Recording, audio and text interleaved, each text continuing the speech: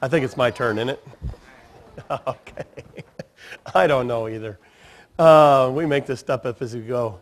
As you can tell from this morning, we're starting a series. I'm starting a series today in the book of Proverbs. I think it flows very naturally and wonderfully out of the book of Romans, where we've been for almost a year, because we've learned the theory, and now we need to learn the practice. This is a commercial that you may have seen a couple years ago on the Super Bowl, starring this little boy named Timothy Richmond. It was a Cars.com commercial. Timothy was an amazing genius of a child. Here you see him. There's a big grease fire on the stove, and his mom's in a panic. But Timothy, the brainchild here, the amazing student, takes his little rattle there and he chucks it at a box of baking soda that's on a shelf over the stove, douses it down because this kid knows that baking soda will put out the fire. Well, later on in the commercial, he's somewhere in India, and this tiger is giving birth to a cub, and the cub is Breech, and Timothy, being the brainy person that he is, knows all about veterinary science and wonderful things like that. And so he delivers this tiger cub without anesthetic. I think that tiger would eat him, but delivers this without anesthetic. That's right. Delivers this tiger cub just wonderfully. This kid knows everything. In one segment, we have that picture there where he's in Italy and he pours vinegar on this girl who has been bitten by a jellyfish, and he explains in perfect Italian that vinegar will cut the sting of the jellyfish bite, and he's just brilliant. Well, the point of the Cars.com commercial was Timothy can do all of these things, but he cannot buy a car. He needs help. I looked at that and went, that's exactly how we are in life. You may be able to do all kinds of things. There's an amazing amount of talent in this room. You can build things and fix things and teach things and monitor things and arrange things and organize things, and you can do all of these things. We have tremendous skills in this room, but we need the Lord's help and wisdom when we come into situations that we face, when we have new relationships in our world. We are clueless when it comes to important truths. We have all of these skills, but we need the truth, the wisdom that we will find here in the book of Proverbs. This is, the introduction in the book of Proverbs is not a warm-up or a time for pleasantries. It's okay, I'm with the warm-up band. Yeah. It's not a time, where we tell jokes or we talk about Timothy or we, do some things like that. He just dives right in it. He introduces his theme. He introduces his main point. He does all of these things and just goes into it. And his main point, and the point, if you get nothing else out of the next many weeks that we will spend in the book of Proverbs, if you get nothing else, it is that the fear of the Lord is the beginning of wisdom. That's where the book starts. That's where the book ends. That's where the book is all about. We should pay attention to this phrase. It's found at the very beginning. Fear of the Lord is the beginning of wisdom. There is the first half of the book, the first 9 chapters of this book, form sort of a extended introduction. And at the end of that extended introduction, in chapter 9, verse 10, as a bookend to this one that we see in verse 7, we will read again that the fear of the Lord is the beginning of wisdom. And another bookend way at the end of the book, in chapter 31, verse 30, we again read about the fear of the Lord. So the author is telling us, first, last, and all through the book, that the fear of the Lord is what wisdom is all about. And we'll pay very close attention to this phrase. But let's just say that this is going to be the process that we get there, and it is also going to be the goal that we want to attain.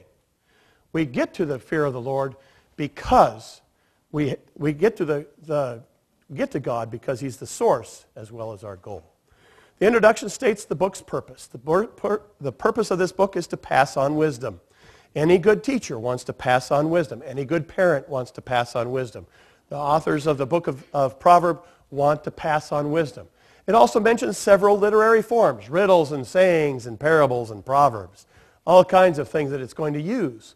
It mentions the reasons for studying all of these, for the attaining of wisdom and the giving of prudence. and the qualities that the reader should cultivate: a disciplined and a prudent life. All of these things are found here in this introduction to the book of Proverbs. Finally, the introduction tells us who is going to profit from all of this. Simple people, young people, wise people, and fools. I don't know where you classify yourself. Maybe we should all stand up and say, all the fools go over there, and all the wise people go over there, and we'll have the young in the front, and we'll have the simple in the back, okay? No, let's not do that. We have more chaos than we have there any time this morning. I don't know where you put yourself in there, but I think that pretty much covers everybody. So no matter where you put yourself, Proverbs is going to have something that will profit to you. Now, the scholars try to decide what the difference is in all the terms that is going to be used for wisdom. Wisdom and knowledge and understanding. And really, there may not be a difference at all. There may not be any distinction at all. Instead, it's sort of like a prism, which takes in the light and breaks it into a multifaceted rainbow for us. So all of those words for wisdom, I don't know that we're going to spend too much time talking about exactly what each one means and how they're different from the others, so much as we want to say all of these will help us to understand how God wants us to behave, the qualities that God wants to bring out in us. So let's look at Proverbs chapter 1. The first thing that we come to is a series of purpose clauses. He is telling us these proverbs so that this will happen, and this will happen, and this will happen, and so this will happen. And he gives us all these purposes. And the first purpose clause is found in verse 2, so that we can attain wisdom and discipline. Now, wisdom, in its most general meaning, is that acquired learning. I'm going to read this definition. That helps one to know what to do in a given situation. That's what wisdom is. It's something that is acquired. Nobody in the book of Proverbs thinks that you are born with this. It is an acquired thing that helps you to understand what to do in a particular situation. It includes all kinds of knowledge and skills. It includes skills with tractors. It includes skills with babies. It includes skills with life. It includes everything. In the Bible, it talks about building buildings and making statues, and that takes wisdom. So all of the skills that we have, wisdom will help to develop and work on. We learn wisdom from people who are further along in the process than we are. The first 7 verses not only talk about wisdom, but it also talks about wise people, and says that we can learn from people who are further along in the process. So not only do we listen to the scriptures, but we learn how people have applied these scriptures to situations in their lives. But even if you have a great teacher, the book of Proverbs will emphasize again and again that we need the Lord in all of these situations. So even if your parents taught you well, you still need the Lord and to have a right relationship with God. Now, wisdom is going to be the primary thing that the book is going to talk about, but it is oftentimes paired with discipline. It never stands alone. Discipline has a little different nuance to it. The word is especially used in the sense of correction. We've done something wrong. We need a little fixing. We need something to white out some of the stuff in our past. We need to start anew. We need to start writing the sentence all over again. We need a little correction. It's used of God's correction in our lives, as He has taken us and molded us and formed us and made us into what He wants us to be. So, our pot gets a little out of round, and He just kind of smooths us out, and it may take a little while, but He gets the job done. And when paired with wisdom, it means submitting to instruction in order to reach the goal of wisdom. We need to be corrected so that we will reach that goal of wisdom in our lives.